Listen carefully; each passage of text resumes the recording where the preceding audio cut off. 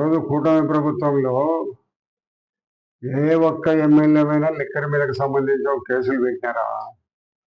మీ ప్రభుత్వంలో ఎంతమంది కేసులు ఉన్నారు, ఎంతమంది జైళ్ళలో ఉన్నారు, ఎన్ని రోజులు జైళ్ళలో ఉన్నారు, ఎన్ని నెలలు జైల్లో ఉన్నారు? కూటమి ప్రభుత్వంలో ఎవరన్నా ఉన్నారు జైల్లో మద్యానికి సంబంధించి ఎవరన్నా?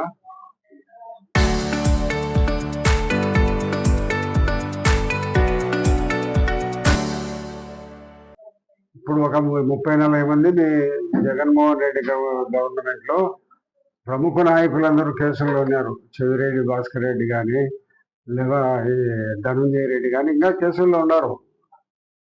ఇంకా ఒక 15 మంది 12 మందికి బెయిల్ రాలే. మిథున్ రెడ్డి కానీ వీళ్ళందరూ అక్రమ మద్యం రవాణాలో వీళ్ళందరూ వందల కోట్ల రూపాయలు సంపాదించినారనే దాని మీద విచారణలో వీళ్ళందరూ విచారణ ఎదుర్కొంటున్నారు. జైళ్ళలో కూడా ఉన్నారు. ఇంతవరకు జైళ్ళలోనే బెయిల్ రాని సంఘటనలు 3 నెలల కాలం నుంచి కూడా ఉన్నాయి. మరి నువ్వు ఏదో మాట్లాడుతుంటావు, ఈ ప్రభుత్వంలో ఎక్కడైనా ఒక ఎమ్మెల్యే ఎవరన్నా మద్యము తయారు చేయడం కానీ అందించడం కానీ జరిగినట్టుందే? మీ దాంట్లో ఎంతమంది మీద కేసులు ఉన్నాయి? మద్యం కేసులు, ఇసుక కేసులు ఉన్నాయి, ఇన్స్పెక్టబుల్ కేసులు ఉన్నాయి, మట్కా గుట్కా విపరీతమైన అక్రమ లావాదేవీలు జరిపిన కేసులు ఎన్నో ఉన్నాయి. మేము సొంతంగా నువ్వు డైరెక్ట్గా నువ్వు డిస్టిలరీ నుంచి తెచ్చి మద్యం అమ్మినావు. నువ్వు పొద్దుటూరులో ఎన్నికల్లో అదే మద్యాన్ని పంచినావు నువ్వు. అంటే డైరెక్ట్గా మన డిస్టిలరీ నుంచి గవర్నమెంట్ పోయి గవర్నమెంట్ నుంచి షాపులకు వచ్చి షాపుల నుంచి ప్రజలకు రావాలా. అట్లా లేకుండా డైరెక్ట్గా డిస్టిలరీ నుంచి తీసుకొచ్చి అమ్ముకున్నారు కదా. ఎంతమంది కేసులు ఉన్నాయి, ఎంతమంది జైళ్ళల్లో ఉన్నారు? నువ్వు ఈ ప్రభుత్వాన్ని గురించి మాట్లాడే అర్హత నీకు ఎంత మాత్రం లేదు. నువ్వు ఒక నయవంచకునివి. నువ్వు ప్రజల డబ్బును దోపిడీ చేసి ఒక దోపిడీ దొంగవు. ఇప్పటికీ నువ్వు మైలవరం కాలువని ఆక్రమించుకొని ఉండవు, జమ్మలమడు రోడ్లు క్రిస్టియన్ స్థానాన్ని ఆక్రమించుకొని ఉండవు. ఎన్ని అక్రమాలకు నీ దగ్గర ఇప్పుడు తీరాపడ్డస్ నీది అక్రమాలు జరుగుతున్నాయంటే ఈ విధంగా నువ్వు దోపిడీ చేసి నీ యొక్క దోపిడీని కప్పిపుచ్చుకునేదానికి ఈరోజు కూటమి ప్రభుత్వం మీద నువ్వు చెప్తావా?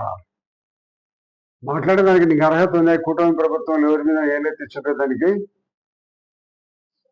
కాబట్టి నువ్వు నీ హయాంలో మద్యం ఏరులై పారిందా? లిక్కర్ గోవా నుంచి తీసుకొచ్చిన సందర్భాలు ఉన్నాయి. మరి ప్రతి ఒక్కరు కూడా లిక్కర్కు ట్యాక్స్ కట్టకుండా తీసుకొని వచ్చి అమ్మిన సందర్భాలు ఉన్నాయి. చాలా మంది మీద మీ గుంపులో ఒక 20-25 మంది అక్రమ సంబంధాలు లిక్కర్తో ఉన్నాయని వాళ్ళందరి మీద కేసులు పెట్టినారు, జైళ్ళలో ఉన్నారు, కోర్టులలో ఎదుర్కొంటున్నారు.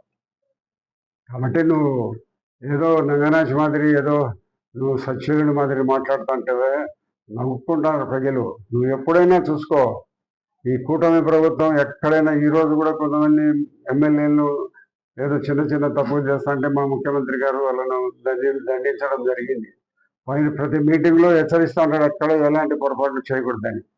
ఎవరిదో అరుదుగా ఒకరో ఇద్దరు చేస్తా అంటే వాళ్ళకు భయమైన పరిస్థితి. పుట్టార మహేష్ను సస్పెండ్ చేసే పరిస్థితి వచ్చింది.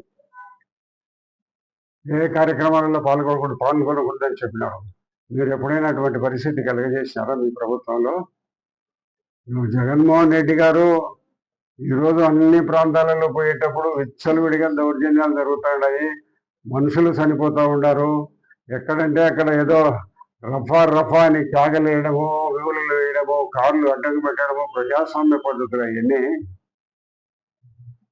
ఈ మాదిరిగా మీరు ఏదో దౌర్జన్యంతోనే మేము మళ్ళీ అధికారానికి వస్తానని చూస్తుంటే ప్రజలంతా ఏమి ఎరువులు కాదు. మీ యొక్క దౌర్జన్య పరిస్థితులు, మీ యొక్క దోపిడీ దొంగల మాదిరి దోచుకోబోతున్నారే. జగన్మోహన్ రెడ్డితో సహా ప్రతి ఒక్కరు మీ దాంట్లో మీ పార్టీలో డబ్బులు వేల కోట్ల రూపాయలు సంపాదించిన పేరు ఏదన్నా ఉంటుంటే చెబుతాం. కాబట్టి ఈ కూటమి ప్రభుత్వాన్ని అనే అర్హత మీకు ఎవరికి లేదు. మీ పార్టీలో వైఎస్ఆర్సీపీ పార్టీలో ఏదో నిజాయితీగా న్యాయబద్ధంగా మా పార్టీ వాళ్ళు నడుచుకోవడం అనేది జరుగుతుంది. కాబట్టి మీరు ఏదో నిరంతరము ఏదో మాట్లాడితే చెల్లుతుంది, మాట్లాడితే సరిపోతుందని, ఏదో 10 మాటలు మాట్లాడితే నిజమవుతుందనే ఆలోచనలో మీరు చెప్పడం అనేది కరెక్ట్ కాదు. ఎక్కడ కూడా మద్యంతో కానీ మిగతా అసాంఘిక కార్యక్రమాలను సహించే ప్రసక్తి మా ముఖ్యమంత్రి గారు లేదు, ఎవరు జరగదు. అట్లా అవసరమైతే అది పార్టీ నుంచి వదిలించడానికి కూడా సిద్ధపడతాం. కానీ ఇటువంటి అక్రమ మార్గాల్లో లిక్కర్ కానీ లేదా రకరకాలైన బంగాకులు కానీ మీ ప్రభుత్వంలో విచ్చలవిడిగా మీరు లూజ్ వదిలిపెట్టి అందరూ అమ్ముకునే పరిస్థితి చేసిన తర్వాత ఈ కంట్రోల్ చేసే దానికోసమే సరిపోతుంది మా గవర్నమెంట్ కు. ఎక్కడైనా నువ్వు విచ్చలవిడిగా దొరుకుతుందని నువ్వు మాట్లాడుతున్నావు, ఎక్కడ దొరుకుతుందో చెప్పు విచ్చలవిడిగా. కాబట్టి ఈ కూటమి ప్రభుత్వము వీలున్నంత నిజాయితీగానే పరిపాలన చేయాలని ఉంది. మీలాగా దొంగ లిక్కర్ అమ్ముకోవడము, దొంగ లిక్కర్ తయారు చేయడము, లేదా భూములు దందా చేయడము, రకరకాలైన అక్రమ మార్గాల్లో ఇసుక అమ్ముకోవడం. కానీ ఇసుక ఈరోజు ఫ్రీ చేసినాము. మీ దాంట్లో విషయాల్లో కోట్లు సంపాదించుకునే వాళ్ళు ఉన్నారు, మట్టిలో సంపాదించుకునే వాళ్ళు ఉన్నారు. ఈ రోజు కూడా మీరు మట్టిలో సంపాదించుకుంటున్నారని పేపర్లు వస్తుంది. ఆ బద్వేలు ప్రాంతంలో ఎక్కడ అవినీతికి ఆస్కారం లేకుండా ప్రభుత్వం జరుగుతుంది, పరిపాలన జరుగుతుంది. మా ముఖ్యమంత్రి గారు అవినీతిని, అక్రమ మార్గాలను సహించే పరిస్థితి లేదు. మీరు ఏదో ఊరికే మాట్లాడుకుంటుంటే ప్రజలు నమ్మించాలనేది ఎవరు నమ్మరు. నీ మాటలు ఎవరు నమ్మరు. పొద్దుటూరు ప్రజలకు అందరికీ తెలుసు. నువ్వు నా మీద, నా కొడుకు మీద చెప్పినావు 13 కోట్ల రూపాయలు ఏదో శనిగల దాంట్లోనని. ఇప్పటి వరకు శనిగలు జరిగింది 9,000 కోట్లు, 9 కోట్లు జరిగినాయి. 9 కోట్లలో 10 కోట్లు, 13 కోట్లు ఎక్కడి నుంచి శనిగలు, రైతుల శనిగల డబ్బంతా కూడా మాకే ఇచ్చేయాలని సరిపోదు. రకరకాల ఆరోపణలు చేస్తాడు. నేను ఒకటే చెప్తాను, నేను కానీ మా కుటుంబ సభ్యులు కానీ నా కొడుకు కానీ ఇంకా నువ్వు 50 ఏళ్ళు బతికేదానికి నీకు వయసు ఉంది. ఈ నువ్వు బతికే వయసులో ఎప్పుడైనా మా అవినీతిని ఛాలెంజ్ చేస్తాను, నువ్వు నిరూపించుకో. మా కుటుంబ అవినీతిని ఎక్కడైనా ఉంటాయి. మేము మా కోసం బతుకుతాం, ఎవరి కోసం బతకడంలే. మా రాజకీయ జీవితాన్ని నిజాయితీగా బతికిపోవాలనేది మేము మా అంతకు నిర్ణయించుకున్నాం. ఒకరు చెప్పింటే మేము ఉండడంలే. కాబట్టి మీరు ఏదో ఎన్నిసార్లు మా మీద ఆరోపణ చేసినా కూడా ప్రొద్దుటూరు ప్రజలు నమ్మరు. ప్రొద్దుటూరు ప్రజలు నిన్ను గురించి తెలుసు, నన్ను గురించి తెలుసు, అందరిని గురించి తెలుసు. నువ్వు ఎన్నిసార్లు నువ్వు మొరపెట్టుకున్నా కూడా ప్రజలు వినే పరిస్థితి లేరు. శనిగల్లో రోజు చెప్తున్నావు శనిగలు శనిగలు శనిగలు అని. శనిగలు జరిగిందే 9 కోట్ల రూపాయలు. మాకు 10 కోట్లు, 13 కోట్లు ఎట్టు వచ్చాయి? శనిగల డబ్బు కూడా మాకేస్తారా? అట్లా అన్యాయంగా మాట్లాడిన దానివల్ల ప్రొద్దుటూరు ప్రజలు నమ్మే పరిస్థితి లేదు. ముఖ్యమంత్రి పేషి మొత్తం, గత ముఖ్యమంత్రి జగన్మోహన్ రెడ్డి పేషి మొత్తం లిక్కర్ స్కామ్లో ఉంది. వాళ్ళందరూ జైళ్ళలో ఉన్నారు. దీనికేం చెప్తాం సమాధానము? ఇప్పుడు మా ప్రభుత్వాన్ని మాట్లాడుతున్నావు, మా ప్రభుత్వాన్ని మాట్లాడడానికి అర్హత ఉందని. ఇలాంటి వాళ్ళు మాట్లాడే అర్హత కూడా లేదు. ఇందులో నిజాయితీ పరులైన ఎవరైనా కొంతమంది ఎవరైనా మాట్లాడితే మాట్లాడవచ్చు, కానీ నీకు అర్హత లేదు మాట్లాడేదానికి. ఎవరిని విమర్శించే అర్హత లేదు నీకు. ఎందుకంటే ఎన్ని దుర్గుణ లక్షణాలు, ఎన్ని దూరాలు ఉన్నాయో అన్నీ చేసినవానివి, అన్నీ నడిపినవానివి.